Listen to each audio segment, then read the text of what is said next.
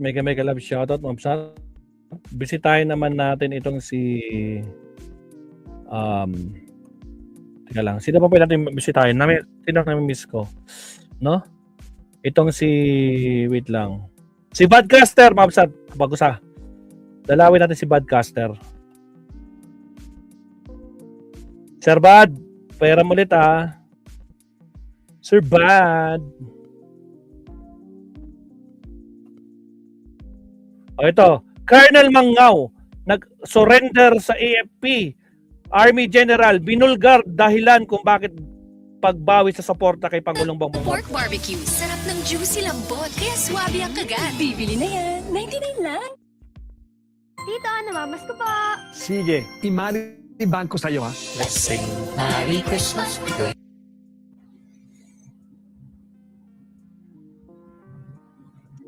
Bilisan natin to para matapos. Ito yung yung na-dismiss. Kahapon, di-dismiss.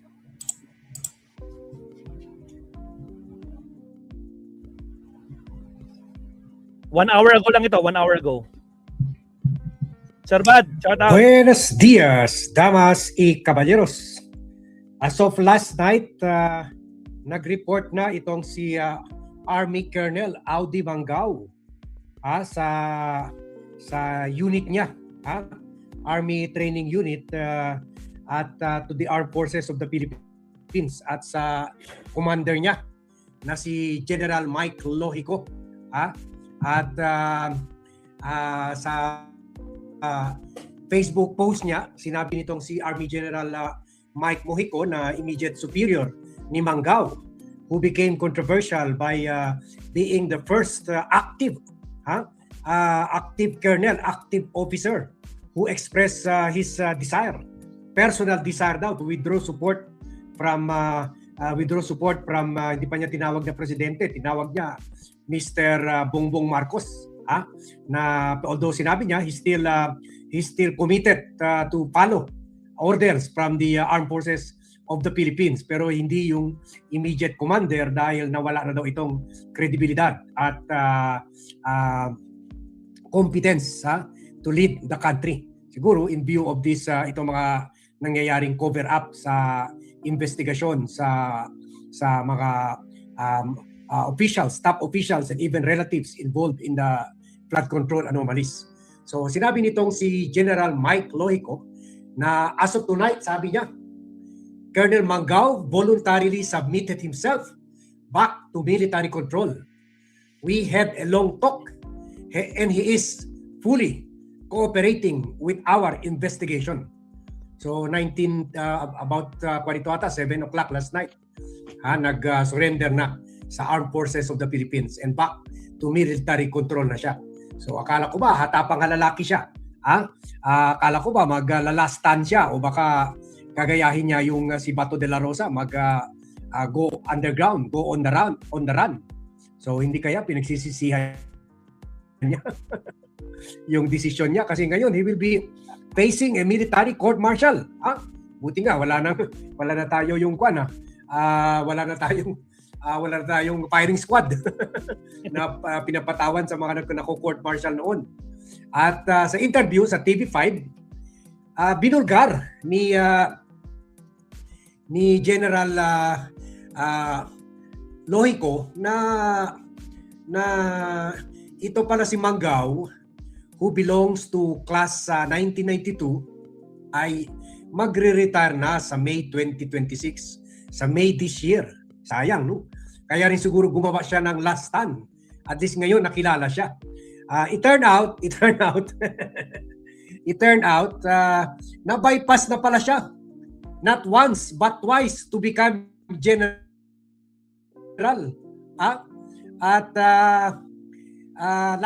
Karamihan pala ng mga batch 1992 became generals.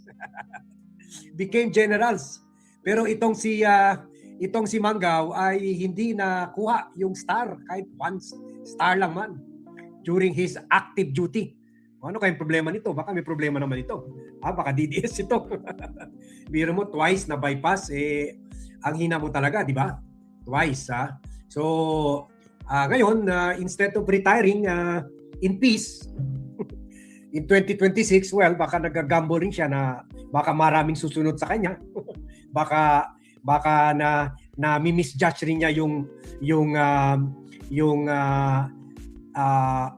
public outrage ng mga tao laban sa katiwalian at laban sa cover up ng Marcos administration. At least yun ang view ng mga tao, may cover up talaga sa katiwalian dyan sa flood control. Kaya nalusot na ni Romualdez ang kaso na yan at baka pati si Cheese Escudero. Pero ang problema lang, galit man ang tao sa flood control cover up, hindi naman mahal ng tao si Sara Duterte. Kumbaga ayaw rin ng mga tao, takot rin yung mga tao. Kasama na tayo na maging presidente si Sara Duterte. Kaya sige, hayaan na natin matapos ni President Marcos ang termino niya. Basta ayusin lang niya yung investigasyon, itigil na niya yung cover up sa flood control investigation. So, walang sumunod sa kanya. Sana nag-last stand na lang siya. Kaysa ngayon, maharap siya sa investigasyon. Sana ganun, kung mag-retire siya, magiging general pa naman siya. Di ba? Magkwan ka pa naman to your next rank, mag-iakyat ka pa. So, general pa rin siya after retirement, to be promoted upon retirement, one level higher from colonel to general. General pa sana siya in retirement. Pero syempre iba rin yun na general ka habang nasa active service ka. Wala, May na. Wala na mangyari. Papunta na sa, ilan months na lang yun? 5 months. Less than 5 months. So, dali. Mina-warning ako ng mataas daw yung sugar. Pero okay lang. Mainom na ako ng gamot. Okay. So, Larga! So, yan. It looks like, according to yung immediate superior niya, na si General Mike Lohico, ay parang nagtatampo lang ito o nagpapansin dahil, pero syempre malabo na makuha niya yung 1 star niya ngayon. Ay na-bypass na ito kaya siguro nagsa-sour graping na lang sa pag-bypass sa kanya. So kawawa rin naman At yun, ang assignment pa niya napakapangit, yung training command ng Army. So puro training lang, wala talagang active duty ang ginagawa nito. So according to Major General Michael G. Lohico, baka ginagawa niya ito dahil sa tingin niya wala naman mawala sa kanya. Anyway, hindi na rin niya makuha yung star niya at mag-retire na siya in May. Samantala, yung mga kabatch niya ay generals na. Okay, so i-play natin itong interview ni Major General Michael Lohico na immediate commander ni Training Command of the commander of the Philippine Army in his interview dito sa TV5. Caught my eye from your statement is that you will extend emotional support. Was there anything prior to this Facebook? What caught my eye from your statement is that you will extend emotional support. Was there anything prior to this Facebook post that you were aware of in terms of him having maybe emotional hardships, or did this catch you completely off guard, or maybe his other colleagues? Okay, there is when you're commanding people, one of the qualities that will help a lot is empathy. Okay, so the basic assumption there is that when you post something like this that is unsolicited and came out of nowhere, it has to come from a place of confusion, or a place of you would call it confusion or desperation, And the thing is, Colonel Mungao, he is a senior officer, and he has been, to be honest, he has been passed over, right, for career advancement. I have worked with him for a very long time, and I will attest to his dedication to his work. But in many cases, there is always a sense of frustration on his part. So part of it is empathy on our side, knowing that the military profession is hindi madali ito. It's not it's not an easy profession to get into. And some of our jobs here really take a lot of hard work, and sometimes our efforts are rewarded or they're not. But professionalism keeps us going forward.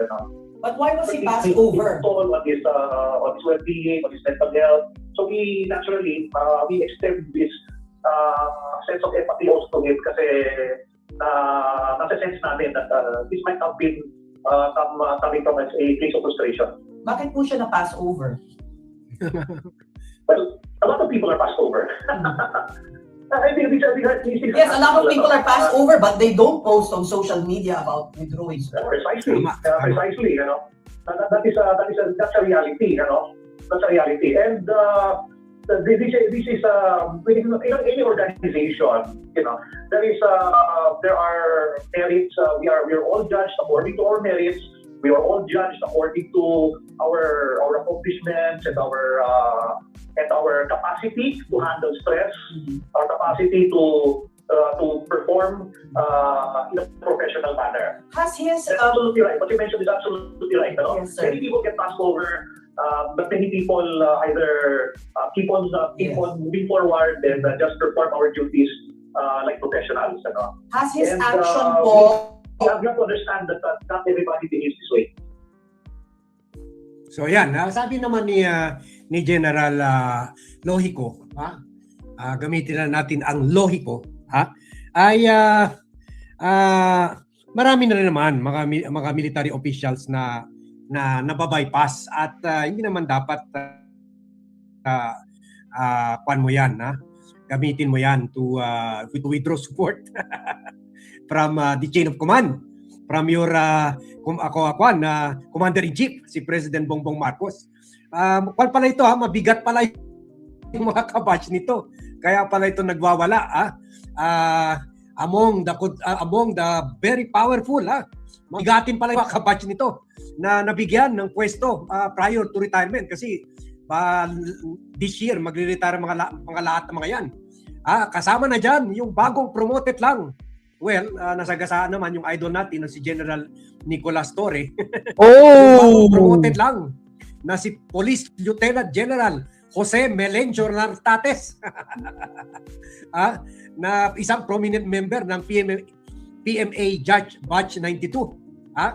At siya, naging Deputy Chief for Administration, yung second in command, and then eventually PNP Chief, Lieutenant General Jose Melencio Nartates. So ngayon, 4-star na ito kasi nandun na sa MMDA si General Nicolas Torre. And then another PNA Batch 92 na general ay si Police Lieutenant General Bernard Banac. He served as PNP spokesperson and nag-hold rin ng other important positions. And isa pa ay si Brigadier General Ronald Lee, Director of the National Police Training Institute and member of this yun. At yun, itong batch 1992 made history because sila yung last batch na allowed under the law na to enter the PNP. So after dito pala sa Army na lang talaga sila o sa Air Force. So sila ang last batch. Tama ba ito? AI ito eh. So tama naman siguro ito At yan. Ito pala si Banag na kasama rin ni Mangaw ay naging si General Banag na naging spokesperson rin ng PNP Special Action Force.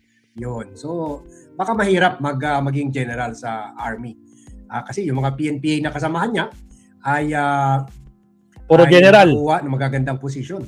Puro general. At ito rin, si Major General de la Cruz. Major General de la Cruz, naging commander rin of the Special Operations Command, SOCOM, of the Philippine Army. Ano ba ito? RADM, ano ba yan? Navy, siguro, Admiral, Rear Admiral, Alan M. Javier, kabatch rin niya, na Chief of the Naval Staff for the Philippine Army and recipient of the 2025 PMA Cavalier Award for Command and Administration. Isa pa si Brigadier General Krishnamurthy na Assistant Deputy Chief of Staff for Education Training and Doctrine in the Armed Forces of the Philippines.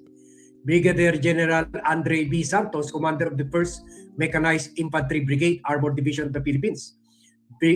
Brigadier General Baruch Quillo served as Commander of the 103rd Brigade and later as Chief of Staff of the Philippine Army. Brigadier General Doner Cabrilos Estomo, a high-ranking officer who held various leaderships in the PNP. Leadership posts in the PNP. Okay, so mabibigatin ito ha. Sana nga hindi na poison ni Manggao ang pag-iisip nitong mga kabatch niya kasi kung na poison ni Manggao kasi meron rin sinasabi ngayon baka meron na kasama ito sa conspiracy with forces with the Duterte forces or mga DDS forces. Sana naman hindi. Sana naman sour graping lang talaga ito. Pagwawala lang talaga ito dahil magre-retire na siya sa Mayo without getting any star on his shoulder. So masakit yan sa military. Aray ko po. Hindi lang yun masakit. Sobrang sakit kung kailan magre-retire na siya. Magre-retiro na siya, saka siya na-dismiss. Anak ng kamote. Di ba? Tama ba mga kapsat? Kung kailan siya magre-retire, saka siya madi-dismiss. Sinayang niya yung ilang taon niya sa serbisyo dahil sa pagiging panatiko. Bakit naging panatiko? Panoodin natin to. Kapsat, may papakita ko sa inyo. May papakita ko sa inyo. May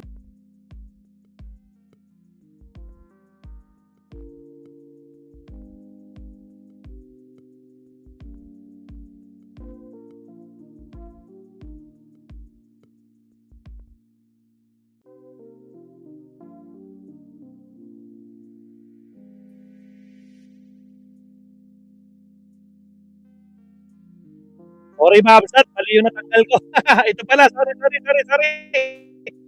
Nagabalik. Ito. Bakit panatiko yan? Tingnan nyo to, Tingnan nyo to.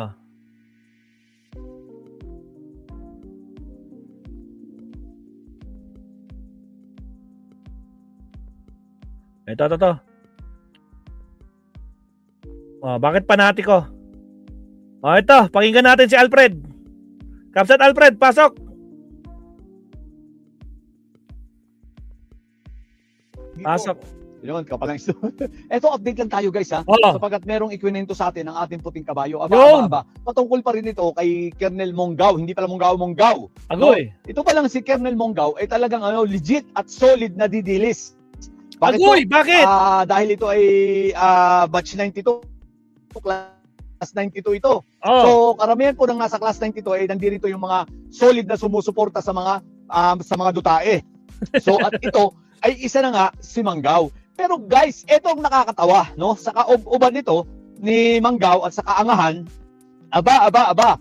Alam nyo ba na ngayong May 2026 ay magbe-birthday itong si Colonel Manggao at ang edad niya ay 57 years old. Retirement ano ibig sabihin nun pag 57 years old na siya? Ibig sabihin, darating na siya sa kanyang mandatory retirement age Agoy. na 57. Ibig sabihin, magre-retiro na siya ngayong May 2026. What the heck? O di ba ang bobo lang? What the heck? Isipin mo yun, magre-retiro ka na, nagpakaanga-anga ka pa, dahil lang sa iyong pagiging panatiko, sinayang mo ang iyong karir, sinayang mo ang iyong pagre-retire, sinayang mo ang lahat ng pagod at sakripisyo mo sa pagiging sundalo. At ano po mangyayari?